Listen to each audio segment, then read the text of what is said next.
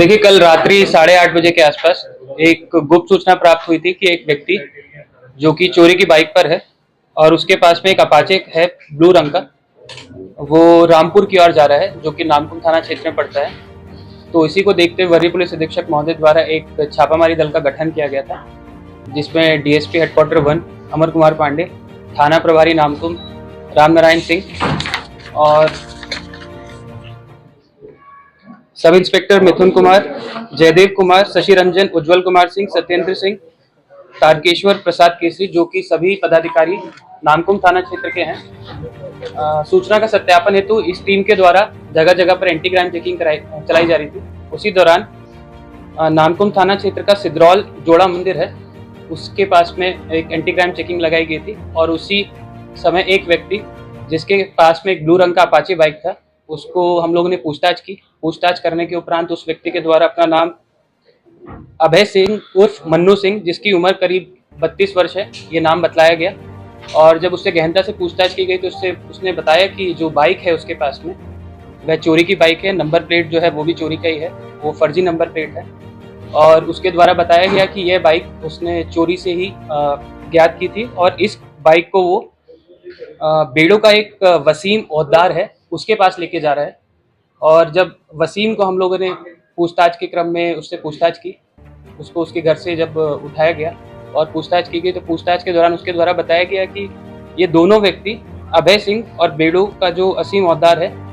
ये एक संगठित गिरोह के रूप में जो बाइक चोरी का गिरोह है वो चलाते हैं। पूर्व में भी ये लोग काफ़ी कांडों में जेल में जा चुके हैं। और इसके अलावा इन लोग के द्वारा अपने जितने भी सहयोगी थे, जिनका नाम है दानिश आलम, जो कि कर्रा जिला खूंटी के हैं, शरीफ खान जो कि बेड़ो का है रांची में, नसीम अंसारी, तौहिर अंसारी, मोइन खान, ये बाकी लोग हैं जो भी बेड़ो के ही हैं, रहने वाले हैं। जब इन सभी लोगों से हमने कलेक्टिव पूछताछ की है, पूछताछ के दौरान इन्होंने हमें बताया कि ये लोग बाइक चोरी कैसे क्या करते थे। तो जितने भी हाट बाजार हैं या फिर क्राउडेड प्लेसेस होती है, ये लोग वहाँ पे जाते थे, रैकी करते थे, चिन्हित करते थे कि किस बाइक को उठाना है। और इन लोग के पास में एक मास्टर की रहती थी, एक मास्टर की, जिससे ये कोई भी बाइक किसी ना किसी तरीके से उसको खोल सकते थे। तो उस तरीके से लोग ऑपरेट करते थे। और जो चोरी की बाइक रहती थी, इसको ये लोग डिस्पोज करने के इनके पास में 4 या 5 तरीके थे। सबसे पहला रहता था कि या तो उस बाइक को खरीदा गया और उस बाइक को किसी और को बेच दिया। फिर दूसरा माध्यम जो लोग चुनते थे वो होता था स्क्रैप पे बेच देना। तीसरा माध्यम जो कि संगठित अपराध से जुड़ा हुआ है, जितने भी ऑर्गेनाइज क्रिमिनल्स हैं, गैंग्स हैं, ये वो लोग उनको भी डिस्पोज ऑफ करते थे या उनको बाइक वगैरह बेचा करते थे। इसमें पीएलएफआई और बाकी जितने भी गिरोह हैं उनको भी इन लोग के द्वारा बाइक वगैरह दी जाती थी। टोटल इनके द्वारा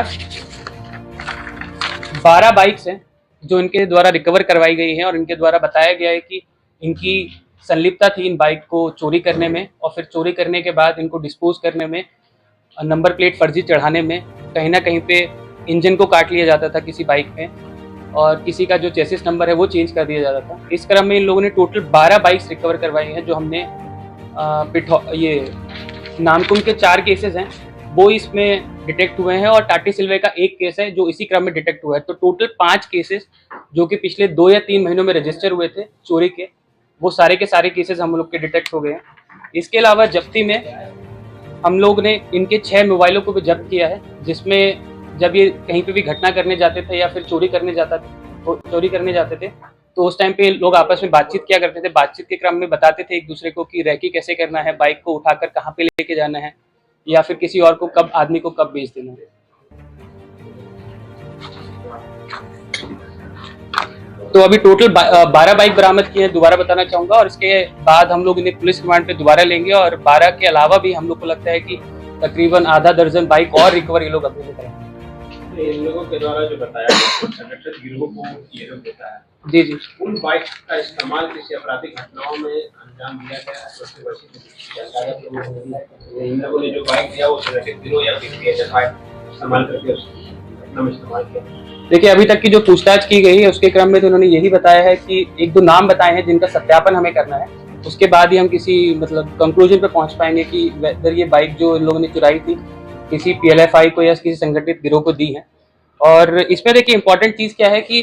जो ये लोग कांड करते चल रहे हैं, तकरीबन 2017 से लोग इस तरह के के कारनामे कर रहे हैं। 2017 से लेके अभी तक 2026 तक 9 साल में तकरीबन अभय सिंह के ऊपर 7 कांड दर्ज हैं और सारे के सारे 379 जो पुराना हमारा रहा करता था आईपीसी, जो कि चोरी से संबंधित हैं, सारे के सारे केसेस उसी से संबंधित हैं। उसी प्रकार जो दूसरा व्यक्ति है जिसका नाम वसीम ओद्दार है, उसके ऊपर भी 8 केसेस दर्ज हैं और वो भी सारे के सारे केसेस जो हैं वो 379 से संबंधित हैं। तो ये आदतन है, तकरीबन 9 साल से इसी फील्ड में है और इसी प्रकार से ये लोग ऑपरेट कर रहे हैं और